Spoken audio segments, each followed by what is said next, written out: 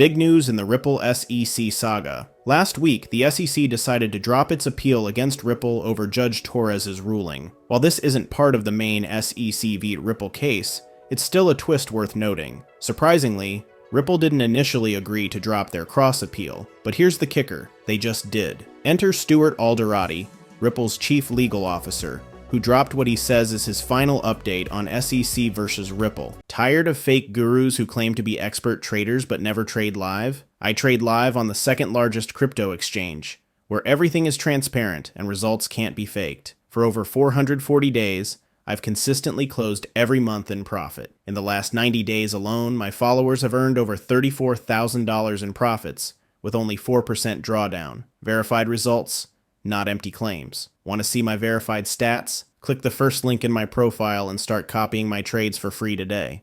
This all went down while I was out of town, so I'm just now catching up. But wow, what a way to wrap up this legal roller coaster. There's definitely some intriguing stuff to unpack here, including pushback from a well-known, highly regarded Fox Business journalist. I've also got input from several attorneys in the XRP community, plus a comment straight from David Schwartz himself, Ripple's chief technology officer and one of the brains behind XRP and the XRP ledger. Lots to dive into, so stick around. Before we get started though, let me be clear, I'm not a financial expert. Nothing I say should be taken as financial advice. Seriously, don't make any buying or selling decisions based on my videos. I'm just a crypto enthusiast who loves making content about these topics as a fun hobby. Alright, with that out of the way, let's set the stage. This all started with a post from Ripple CEO Brad Garlinghouse on March 19th. In his words, "This is it, the moment we've been waiting for." The SEC dropping its appeal is a huge win.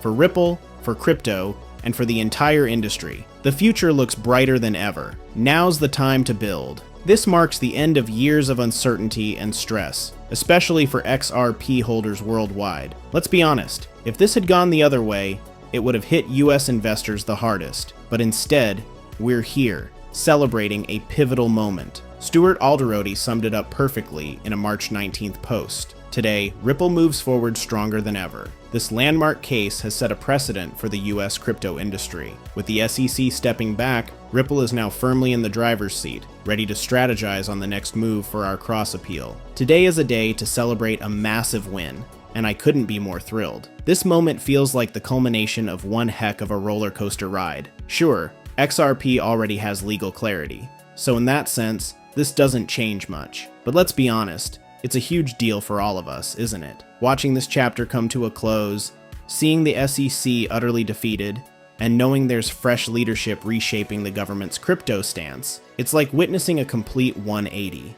And honestly, it's satisfying beyond words. But of course, curiosity still lingers. What's the deal with the cross-appeal? Let's face it, none of this would have unfolded the way it has without the political shift we saw when Trump won. That's clear as day.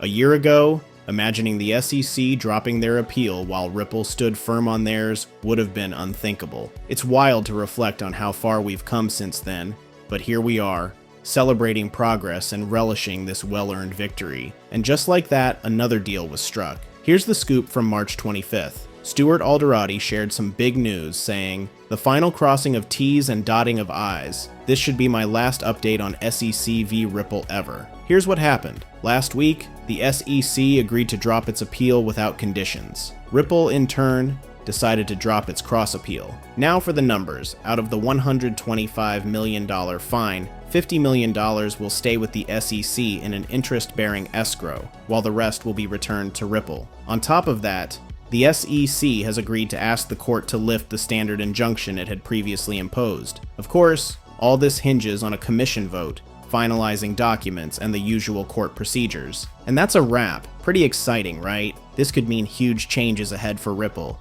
I might even dive deeper into that injunction in another update. It's the reason Ripple had to use Tether instead of XRP as a bridge currency for US connected corridors. But with this deal, that workaround might soon be history. This aspect, it's actually a win for XRP. From a speculative standpoint, XRP will be fine no matter what. But when it comes to utility, specifically as a bridge currency in any corridor involving the United States, this could be huge. I'll dive deeper into that in another video.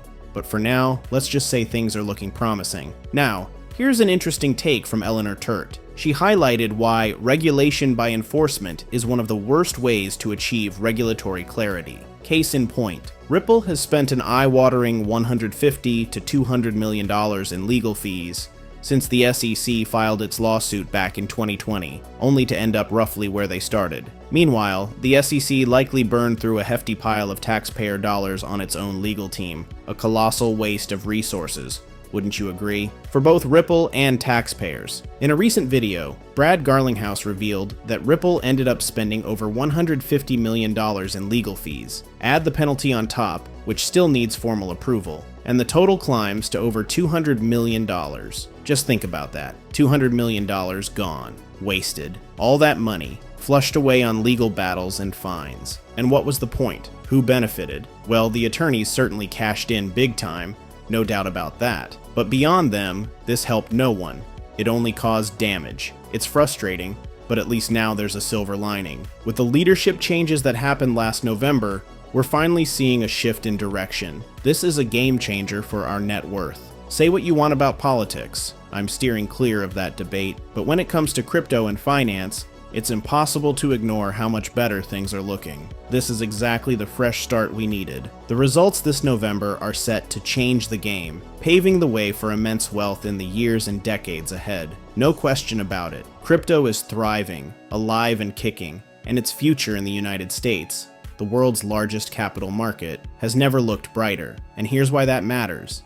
Even if you're outside the US watching this, the ripple effect, pun intended, will impact us all globally. With the US leading the financial stage, XRP is poised to play a major role. More money will flow into crypto than ever before because of what's happening now. This is a massive deal, and its implications stretch across the globe. On another note, XRP holders took a hit when exchanges delisted the token, slashing its value. Meanwhile, crypto innovators hesitated to build in the US, fearing lawsuits. The SEC, led by Gary Gensler, shifted focus to targeting firms over registration issues, while turning a blind eye to real fraudsters like FTX, Three Arrows Capital, and Celsius, players who caused serious harm to investors. It's almost laughable, but mostly tragic. The SEC completely missed the Sam Bankman-Fried FTX scandal, an outright Ponzi scheme, yet somehow decided that going after Kim Kardashian was a better use of their time. He went after Kim Kardashian for promoting a cryptocurrency ad, even though it was clear it was a paid endorsement. She wasn't trying to mislead anyone. The issue was just that the dollar amount wasn't disclosed. Instead of dragging it out, she opted to settle. Why fight a battle not worth the headache, especially when it might lead to an even worse outcome? Smart move on her part. But here's the kicker. Kim Gensler zeroed in on Kardashian while completely missing Sam Bankman-Fried and the colossal FTX Ponzi scheme. Seriously? Thanks for nothing, Gensler. You didn't protect us. You failed us. On the bright side, Ripple seems to have gotten off lighter than expected. They're paying a smaller fine, likely avoiding an ongoing injunction, and can even claim credit for helping define legal clarity around secondary market sales of XRP. That's a win in the big picture. Attorney John Deaton summed it up perfectly, sharing a post from Stuart Alderati with the simple words, "And suddenly, it was over." Exactly. You love to see it. Years later, it's finally over. The long battle has come to an end, and here we are. That's it. Attorney Bill Morgan, a prominent voice in the XRP community, chimed in on the news. Reposting Stewart's update, he remarked, "Wow, you got the SEC to agree to request lifting the injunction and reducing the fine in exchange for dropping the cross appeal. Fantastic result. Well done, Stewart and Ripple. This is it. Finally, the end." Fellow XRP community member and attorney Fred Rispoli also shared his thoughts. Addressing Stuart Alderati, he wrote, "Can someone please check in with the attorneys at the SEC who poured thousands of hours, stress, and time away from family into this case? How does it feel knowing all that effort evaporated in an instant? And someone might want to swing by the IT department to check on Jorge Tenreiro, the lead prosecutor in the SEC vs. Ripple case. Surely not his best day. Someone might want to check in on him, see how he's holding up. Remember, this is the guy who got demoted. Let me take you back. In December, Kim Jong-un gave him a big promotion, essentially making him the lead prosecutor of the entire SEC. Quite the power move, right? But then, bam, the rug gets pulled. Biggest demotion ever. Sounds made up, but nope, it's 100% real. He went from that massive role straight to the IT department. Yes, you heard that right. The IT department at the SEC. And he's an attorney. How does that even happen? What's an attorney doing in IT? Legal work for tech issues? Reviewing server contracts? Who knows? It's bizarre. Honestly, it feels like the ultimate slap in the face, a metaphorical kick in the guts. That demotion? Brutal. It wasn't subtle either. It was loud, clear, and intentional. Oh, and speaking of attorneys, here's an update from attorney Rispoli. He just dropped a new SEC v Ripple timeline. With Stuart Alderoty's announcement, you can bet the wheels are already in motion. The SEC commission vote is just weeks away, less than 30 days. Once that's done, the SEC will file to lift the injunction, and Ripple won't oppose it. From there, it's up to Judge Torres, who's expected to sign off within 30 days of the motion being filed. Bottom line, we're looking at a maximum of 60 days until this case is officially, legally, and spectacularly over. Yes, you heard that right. 60 days. So what's next? If all goes as expected, the injunction will be lifted, and Ripple can finally move forward without a hitch. At this stage, it's hard to imagine Judge Torres blocking it, especially when even the SEC is ready to let it go. Sure, anything is technically possible, but with all parties seemingly aligned, there's little reason for resistance now. Rispoli also weighed in on whether this is truly the end. Like, for real this time. Could anything derail it? According to him, the case is done, unless there's no legislation passed before 2028 and someone hostile to crypto magically takes power. But let's be real, that scenario isn't likely. The odds of a crypto-hostile administration swooping in anytime soon? Slim to none. This chapter is closing, and it's about time. Once all these pro-crypto measures are firmly in place, it's going to be nearly impossible for the Democrats to undo it. That's just the reality. Attorney James Murphy, widely known in the XRP community as Metalaw Man, shared an interesting update on this topic. Murphy revisited one of his posts from March 1st, which we covered back then, speculating that Ripple might have been the one stalling the case, possibly negotiating something big behind the scenes. Turns out he was spot on. With new information coming to light, we now know Ripple's legal team was digging in for a much better deal than a simple mutual dismissal of appeals, and they delivered. According to Stuart Alderoty, Ripple's agreement with the SEC includes two major wins. First, a $50 million penalty, slashing $75 million off what Judge Torres originally ordered. And second, the SEC agreeing to request Judge Torres to lift the injunction she imposed. This is a huge victory for Ripple and explains the extended timeline. What an incredible outcome. Fox Business journalist Charles Gasparino recently shared a post, and once again, I can't help but disagree with his take. He's overlooking some key points, so let's break this down quickly. Gasparino reposted Stuart Alderoty's update and added his own commentary. Ripple paid a $50 million fine. Harsh? Sure. But as Gasparino points out, Ripple's top brass are billionaires many times over, so this fine won't exactly shake their wallets. He also claims this means Judge Torres' ruling that Ripple violated securities laws by not disclosing financial details to institutions purchasing XRP still stands. Here's where we hit the head-scratcher. Gasparino suggests the court endorses different disclosure standards for retail investors versus institutions. Really? That's just not true. There aren't different standards. It simply boils down to the Howey test. A transaction either satisfies the test or it doesn't. It's as straightforward as that. Now, there's also buzz about Paul Atkins potentially becoming the first pro-crypto SEC chair in history. His confirmation hearing could be a game changer, but we'll dive into that in another discussion. Spoiler, there's a lot to unpack there. For now, though, let's stick to the facts. And the fact is, this idea of different disclosure rules for retail and institutions is just flat out wrong. This isn't some blanket ruling for XRP across the board, for institutions or retail investors alike. That's just not what happened. The decision specifically addresses Ripple's transactions. It doesn't mean every XRP transaction, whether institutional or retail, is affected in every scenario forever. That's not how this works. There seems to be a misunderstanding here. Some pushed back on this interpretation. David Weisberger chimed in, asking Charles why he keeps twisting the ruling's meaning. He clarified that it's not about institutional versus retail use, but about Ripple's direct sales to investors versus tokens traded at arm's length on exchanges. John Deaton could break it down even better, but here's the thing. The idea that the SEC will now focus on its jurisdiction over XRP transactions is absurd. Their focus will shift to fraud and bad actors instead, and that's the truth. The SEC knows its limits.